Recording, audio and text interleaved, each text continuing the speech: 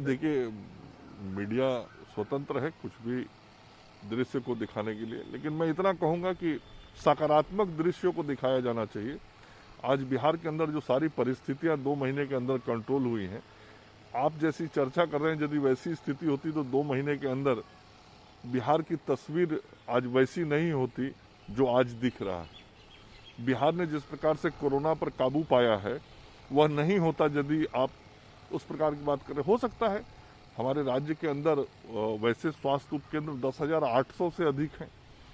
10,800 में हो सकता है 2-4 जगह कुछ उस तरह की तस्वीर हो, उसको भी हम ठीक करने की कोशिश करते हैं।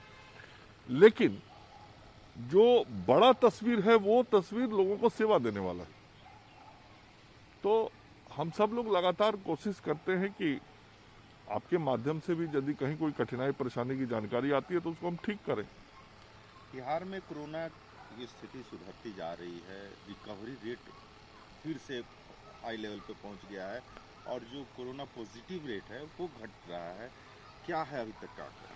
नहीं, देखिए, पूरे राज्य की तस्वीर को यदि हम देखेंगे तो देश के मानक पे यदि हम तुलना करें तो आज जो बिहार का रिकवरी रेट है वो देश से बेहतर है।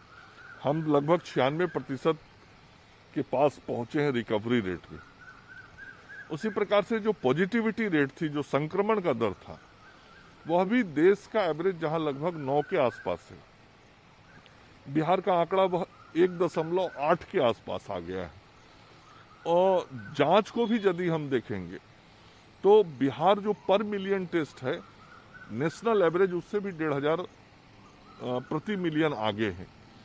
तो जांच का हो या इलाज का हो या मरीजों के सुधार का, हर चीज में बिहार बहुत बेहतर है। और ओवरऑल यदि टोटल एक्टिव केस जो आज देश में है उसकी संख्या देखिएगा तो बिहार में आज लगभग 23,000 के आसपास वो पहुंच गया है।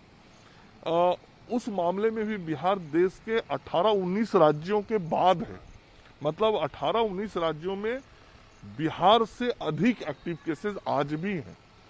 तो ये सारी तस्वीरें बहुत स्पष्ट करती हैं कि बिहार ने इस कोरोना के खिलाफ लड़ाई को बहुत गंभीरता से लड़ा है और इस लड़ाई को लड़ने में हमारे देश के आदरणीय प्रधानमंत्री जी का, भारत की सरकार का बहुत सहयोग रहा है। हमारे मुख्यमंत्री जी का लगातार मॉनिटरिंग इस कोरोना की लड़ाई में बिहार को सफल बनाने में बहुत सहायक रहा है।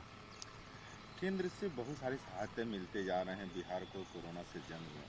अभी की स्थिति में आपने बताया कि अभी आपको 80 या 90 वेंटिलेटर और क्या क्या मिला है? नहीं, देखिए क्या है, पिछले कुछ दिनों से शायद ही कोई दिन होता है जिस दिन भारतीय वायुसेना की विशेष विमान पटना न आती हो और कुछ न कुछ सामग्री देके न जाती हो। भारतीय वायुसेना के विमान से हमको लगातार बड़ी संख्या में ऑक्सीजन कॉन्सेंट्रेटर प्राप्त हुए हैं, बाईपेप मशीन प्राप्त हुए हैं, वीटीएम प्राप्त हुए हैं, वेंटिलेटर प्राप्त हुए हैं, ऑक्सीजन मास्क प्राप्त हुए हैं। ऐसे कई सारे उपकरण जो आज भी आया है कुछ। आज भी हमारे पास 90 वेंटिलेटर्स आए हैं, वीटीएम्स आए हैं। तो प्रतिदिन लगभग भारतीय वायुसेना का विशेष विमान पटना सामग्रियों को लेकर आता है और उन चीजों को हम अस्पतालों में भेज रहे हैं, जिससे कोरोना के खिलाफ जो लड़ाई है उस लड़ाई को हम बेहतर तरीके से लड़ें और जीतें, और उसका परिणाम भी दिखाई पड़ रहा है। राहुल गांधी ने प्रधानमंत्री को लेकर हमला बोला है और असफल प्रधानमंत्री क्या क्या कहा है उनको? देखिए, मैं तो यही कहूंगा कि राहुल गांधी जी के जैसा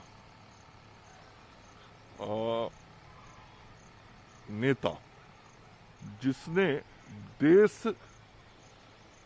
की जमीन को नहीं समझा है, मतलब देश के समस्याओं को नहीं समझा है, देश की परिस्थितियों को नहीं समझा है, जिसको मूल खेती के बारे में नहीं मालूम है, जिस व्यक्ति को इस देश के ग्रामीण परिवेश के बारे में नहीं मालूम है, इस देश की आर्थिक स्थिति का ठीक से ज्ञान नहीं है, इस देश के भौगोलिक परिवेश में कैसे काम करना इसका ज्ञान नहीं है, वो आदमी इस प्रकार की टिप्पणी करता है तो बड़ा हास्यास्पद लगता है।